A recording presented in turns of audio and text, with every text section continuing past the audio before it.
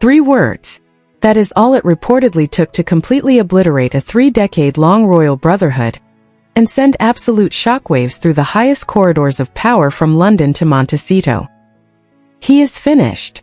That is the brutal, cold, 3-word verdict now echoing out of Windsor, attributed directly to Sir Elton John himself, relayed by those in his innermost circle, and aimed like a targeted missile straight at Prince Harry. Not a gossip blog, not a palace spokesperson, not a shadowy courtier in a velvet suit. Elton, the very man who stood at the piano in Westminster Abbey and rewrote his life's work for Diana's funeral. And here is the absolute mind-bending loop I need you to hold on to from this exact second all the way to the end of this video, because the payoff is going to blow your mind. This whole explosive feud did not just break over one bad afternoon or a single ignored phone call. Friendships that are built over 30 agonizing years do not shatter into dust because of a simple misunderstanding. They shatter because a single ruthless moment exposes a pattern so dark, so calculated, and so parasitic that it leaves the other person with zero choice but to pull the plug forever. So, what actually happened when the cameras stopped rolling, and why did those 3 words just change everything? Let us get straight into the dark, tangled web of what really went down behind closed doors. Because the moment those 3 words escaped Elton John's lips, the entire illusion came crashing to the ground. To truly grasp the sheer scale of this fallout, you have to look at the sheer pattern of behavior that brought us to this absolute boiling point. We are talking about a relationship that was built on the sacred memory of Princess Diana, a bond that was supposed to be completely untouchable, utterly pure, and immune to the cheap transactions of modern celebrity culture.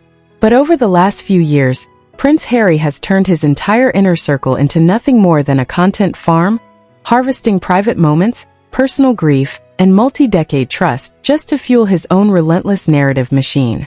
People in Elton's camp have reportedly been watching this unfold with growing horror for a very long time, noticing how every quiet conversation, every private favor, and every personal gesture somehow kept getting weaponized or converted into capital. And when you look at the track record of how Harry has handled his highest-profile relationships, a disturbing pattern emerges that makes this brutal breaking point almost entirely inevitable. Look at what happened with the rest of his former inner circle over the last several years. The Beckhams were practically family until private details began leaking to the press, leading to explosive accusations and immediate excommunication. Oprah Winfrey opened her entire platform to the couple, only to quietly distance herself the second the global backlash hit a fever pitch. The Clooneys, once hosting the couple at their ultra-exclusive Italian estates, vanished from the picture entirely without so much as a polite public nod. Time and time again, the story remains exactly the same. People enter the orbit believing they are offering genuine friendship, emotional shelter, or protective guidance, only to realize down the line that they are being used as human shields, financial safety nets, or strategic props for a grand public performance. The warning signs were flashing red for years, but because Elton was the ultimate living link to Diana, everyone assumed he would be the sole exception to the rule, the one man who would tolerate anything, absorb any cost, and remain standing by Harry's side no matter how reckless the behavior became. That brings us directly into the heart of the current disaster, where the numbers being whispered around the High Court judgments are enough to make your jaw drop straight to the floor. The massive privacy litigation against the British media was supposed to be Harry's grand crusade, his ultimate moment of personal triumph and righteous vengeance against the press. He managed to convince a star-studded coalition of high-profile figures to attach their names, reputations, and fortunes to this legal titan, assuring everyone involved that the case was bulletproof, the evidence was airtight, and the risks were virtually non-existent. But when the 400-page judgment was handed down by the judge, it was not just a defeat, it was a complete, humiliating slaughter. 97 individual claims were thrown out, completely obliterated under the weight of legal precedent and devastating judicial analysis. And the financial wreckage left in the wake of that collapse is estimated to easily pass the £50 million mark, when you calculate the legal fees, court costs, and indemnity penalties owed to the publishers.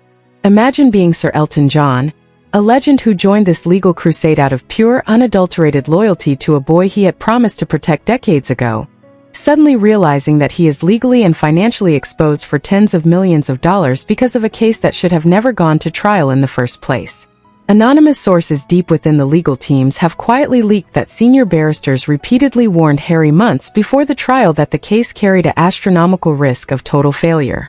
They explicitly laid out the legal standards, pointed out the fatal flaws in the evidence, and urged a quiet settlement to avoid a financial catastrophe. But according to those same internal reports, Harry refused to listen to a single word of caution, fueled by a deep-seated belief that his own personal crusade was entirely above the law, entirely infallible, and completely guaranteed to succeed. He dragged everyone along for the ride, using Elton's stature and financial weight as the ultimate insurance policy for his own reckless gamble.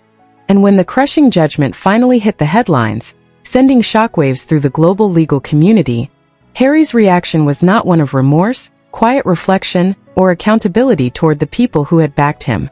Instead, he immediately took to the nearest public platform to unleash a blistering, unhinged attack on the judiciary, labeling the entire 400-page ruling a total whitewash and implying that the entire British justice system was somehow rigged against him. That specific moment was the absolute final straw for Elton's team, because while Harry was busy raging against the courts and burning down institutional bridges, Elton was left standing in the ruins, facing a legal bill that could easily fund a small country. Crucially, when Harry released that furious public statement attacking the judge, Elton's name was nowhere to be found on the paperwork, a silent but completely deafening signal that the legendary musician was officially washing his hands of the entire circus. The immediate public reaction to this silent detachment was absolute pandemonium across social media and global media outlets alike. Industry insiders, royal commentators, and seasoned legal analysts suddenly realized that the untouchable alliance had officially fractured into a million pieces. Reports quickly began circulating about frantic late-night calls originating from Montecito, desperate attempts to smooth over the catastrophic damage and secure guarantees that Elton would absorb the brunt of the legal costs. But the response from Windsor was a total icy wall of silence, punctuated only by those three chilling words leaked from the musician's inner circle. For the first time in 30 years, the protective shield that had stood between Harry and the harsh realities of the real world was completely removed, leaving him entirely exposed to the financial and social consequences of his own choices. As news of this cold shoulder spread through elite social circles, the fallout began cascading into every single aspect of Harry's operational world, starting with his most prized personal project, the Invictus Games. Behind the scenes, the financial situation surrounding the upcoming Birmingham Games had already reached a critical point of desperation, with a staggering £25 million shortfall hanging over the entire event like a dark cloud. Organizers were frantically looking for private donors, wealthy benefactors, and high-net-worth individuals to step in and save the day before the public funding deadline expired. Harry's summer trip to the United Kingdom was supposed to be the ultimate fundraising push, a high-stakes mission where he would personally leverage his most powerful contacts to close the massive gap and secure the future of the Games. Instead of a triumphant fundraising tour, the trip turned into an absolute nightmare of locked doors, unanswered messages, and total institutional rejection. The very people who used to line up to throw millions at royal-backed initiatives were suddenly nowhere to be found, spooked by the toxic legal drama, the ballooning court debts, and the mounting reputation of a prince who turns every single relationship into a high-stakes liability. When Harry reportedly made the fateful call to Elton's camp, attempting to pivot from the legal disaster directly into a pitch for Invictus funding, the reaction was swift, ruthless, and totally uncompromising. To ask a man who is currently facing tens of millions in potential court penalties to open his checkbook yet again for another multi-million-dollar pledge was seen as an act of unprecedented audacity, and move so utterly detached from reality that it shattered whatever tiny thread of personal affection remained between them. The sheer entitlement required to make that second ask after steering a 30-year friendship directly into a legal iceberg is something that has left even the most seasoned celebrity watchers completely speechless. It demonstrates a profound, almost tragic inability to read the room, a complete lack of awareness regarding what these requests actually cost the people receiving them.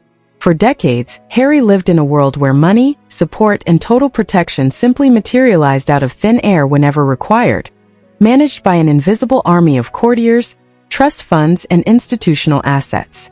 When you spend your entire life inside that kind of rarefied bubble, you lose the fundamental human instinct that governs ordinary relationships, the basic understanding that loyalty is a two-way street, not an infinite line of credit that never runs out.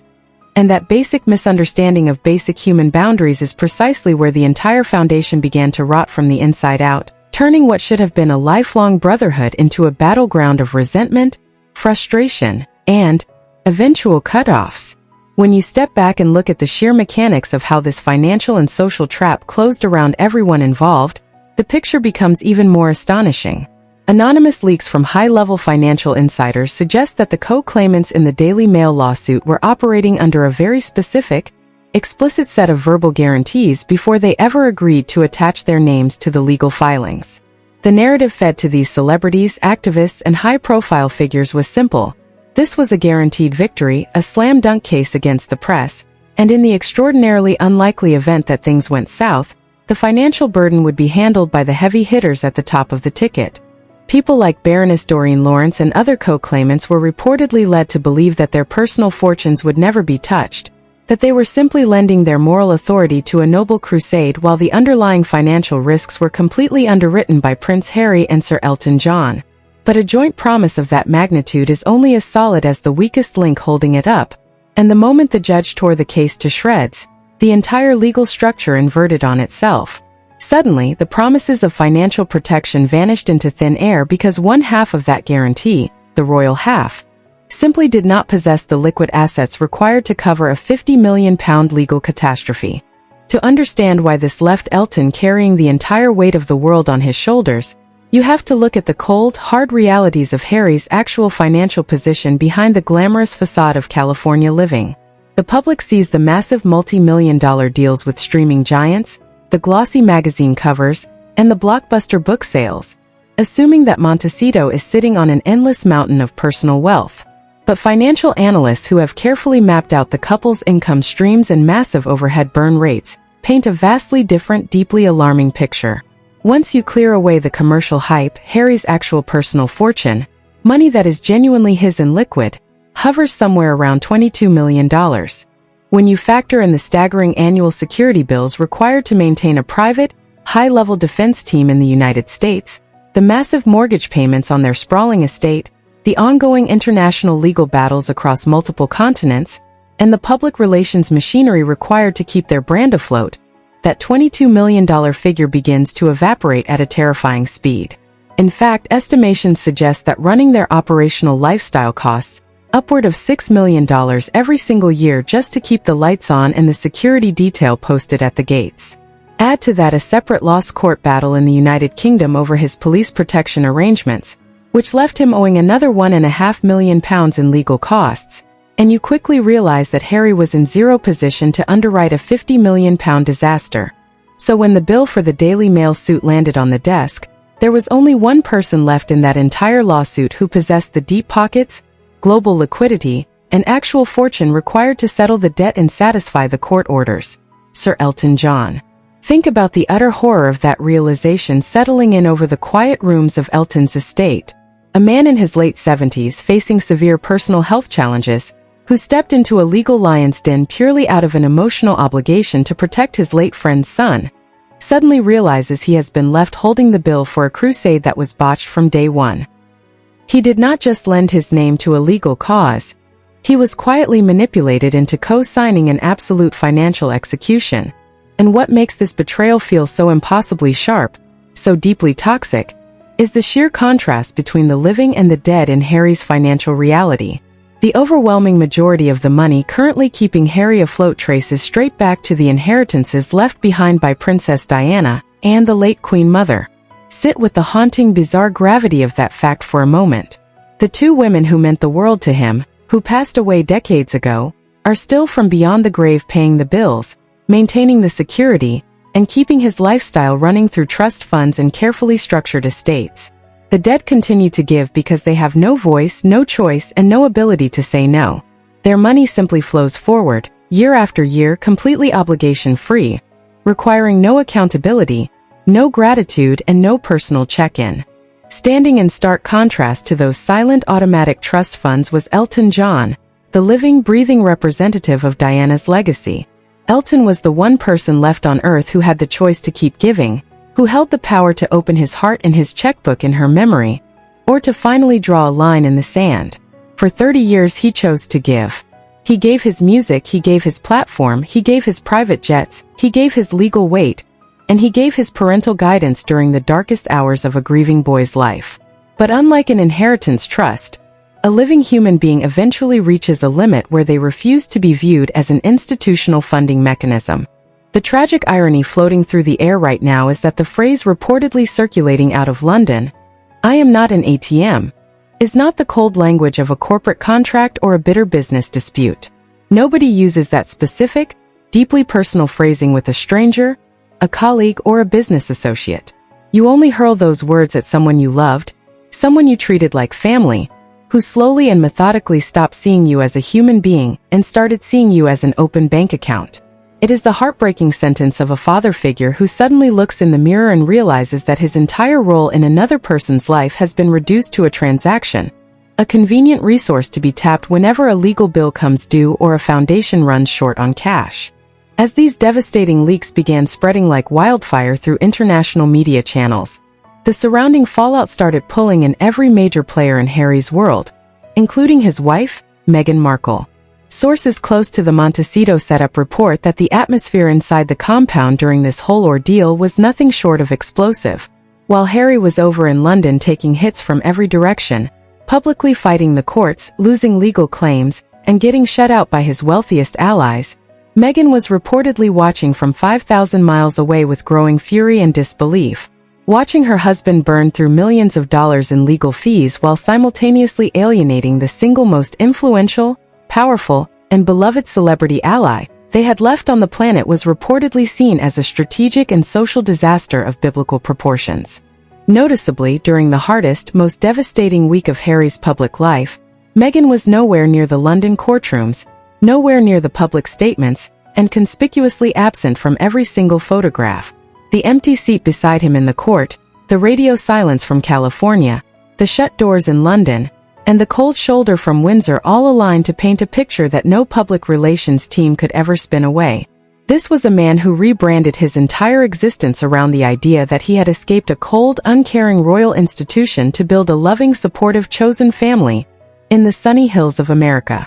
Yet when the dust settled on his biggest legal fight, he stood in that court completely, indisputably alone. And that profound, crushing isolation is precisely where the ultimate climax of this tragic saga reaches its absolute breaking point. Because when you strip away all the glossy Montecito press releases, the carefully curated podcasts, and the high-flying celebrity promises, you are left with a stark, terrifying reality that no spin doctor can ever fix. Harry did not just lose a court case in London. He effectively burned down the final emotional bridge connecting him to his past, to his mother's legacy, and to the very people who once shielded him from the harsh, cold reality of the world. And as the full scope of this destruction becomes clear, the ripple effects are sending shockwaves through every corner of the global entertainment industry, leaving elite Hollywood circles scrambling to put as much distance between themselves and the Sussex brand as humanly possible. To understand why Hollywood is suddenly turning its back with such cold, calculated precision, you have to look at the unwritten rule that governs high-stakes celebrity culture. Industry heavyweights like the Beckhams, Oprah Winfrey, George Clooney, and Elton John do not operate on raw sentimentality. They operate on brand protection, mutual benefit, and long-term reputational risk. Early on, when Harry and Meghan first made their explosive exit from the royal family, proximity to them was seen as the ultimate status symbol, a golden ticket to global headlines and unprecedented streaming numbers. High-profile figures lined up to offer their private jets, their security details, and their sprawling Italian villas, believing they were aiding a noble escape and championing a modern, fearless couple. But over time, every single one of those elite allies began to realize that proximity to this couple comes with a hidden, catastrophic price tag. It is a dynamic that does not foster genuine, equal partnerships. It creates toxic dependencies that slowly consume everything around them. One by one, these global icons began noticing a recurring, deeply disturbing pattern. Private conversations mysteriously leaking to the press, quiet personal favors turned into dramatic public spectacles, and multi-decade reputations dragged into messy, litigious feuds that nobody else wanted to be part of. The Beckhams drew their line when explosive accusations of leaking private stories began flying. Oprah quietly closed her doors when the public backlash against the couple peaked. The Clooneys vanished into thin air the moment the fairy tale narrative began to curdle into endless drama. Elton John was supposed to be the absolute, unbreakable exception to this rule. His bond with Harry was not born out of a Hollywood networking event or a calculated PR strategy. It was forged in the fiery crucible of 1997, built on a shared, agonizing grief for a lost princess that gripped the entire planet. He was the one man who stood at Diana's funeral, looked into the terrified eyes of two young, grieving boys, and swore an unwritten oath to watch over them for as long as he drew breath. For nearly 30 years, Elton honored that oath without hesitation, stepping in as a fierce protector, a wise parental guide, and a steady anchor whenever the storm raged too close. He gave his music, his home, his defense, and his unwavering loyalty, asking for absolutely nothing in return except that the sanctity of their bond remain respected. So when Elton John, a legend who guarded the rewritten version of Candle in the Wind so fiercely that he refused to ever perform it live again out of respect for Diana's memory, finally steps back and utters those cold, final words, "He is finished," it signals the absolute end of an era. It means the absolute limit of human patience has been breached. It means that even a 3-decade reservoir of unconditional love, parental instinct, and loyalty to a dead friend cannot withstand the relentless, exhausting grind of being treated like a strategic asset and a financial safety net. When the ultimate protector decides he can no longer protect you from yourself, the ground underneath your feet completely gives way. Look at the sheer human tragedy sitting at the center of this picture right now. On one side you have Sir Elton John, a 79-year-old icon navigating severe personal health struggles and fading eyesight, who spent the twilight of his legendary life trying to shield his friend's son from a world he felt was out to destroy him. On the other side you have a prince who possessed every advantage, every privilege, and every resource known to mankind, yet managed to alienate every single human being who ever truly cared for him without a price tag attached. To walk into the home of a half-blind, aging legend who is already facing tens of millions in potential court penalties because of a case you dragged him into, and to ask him for yet another massive financial check to cover a funding shortfall, is an act so totally detached from basic human empathy that it leaves even his most ardent defenders completely speechless. It exposes the absolute tragedy of what Harry's life has become in exile. He traded a 1,000-year-old institution that offered lifelong security, institutional backing, and real global impact for the fickle, ruthless world of modern celebrity commercialism. He turned his private pain, his family disputes, and his personal relationships into commercial content, selling them off piece by piece to the highest bidder through books, interviews, and docuseries. But the fatal flaw in that strategy is that content eventually runs out. The